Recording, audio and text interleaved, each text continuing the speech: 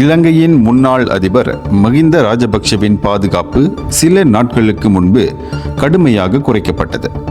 கடந்த தேர்தலில் நாடு முழுவதும் பெரும் தோல்வியை சந்தித்த பின்னரும் அவரது பாதுகாப்புக்காக அதிக போலீசாரும் அதிக பணச்செலவும் இருப்பது குறித்து சர்ச்சைகள் எழுந்தன.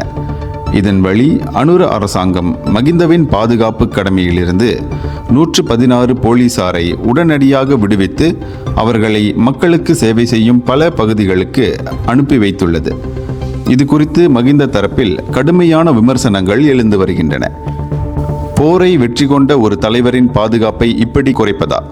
அவருக்கு இன்னும் உயிர் அச்சுறுத்தல் உள்ள நிலையில் பாதுகாப்பை நீக்குவதா? இதில் ஏதோ சதி இருக்கிறது என சில அரசியல்வாதிகள் கோபத்தில் கொந்தளித்தனர். இப்போது இலங்கையில் எல்லா இனத்தவர்களும் தாம் பாதுகாப்பாக இருப்பதாகவே உணர்கிறார்கள். ஆனால் அவர் மட்டும் தனது பாதுகாப்பு குறித்து அதிகம் பயப்படுவது ஏன் என சமூக வலைதளங்களில் மாறுபட்ட விமர்சனங்களும் எழுந்துள்ளன. இந்தியர்களின் இதய குரல் மக்களோசை.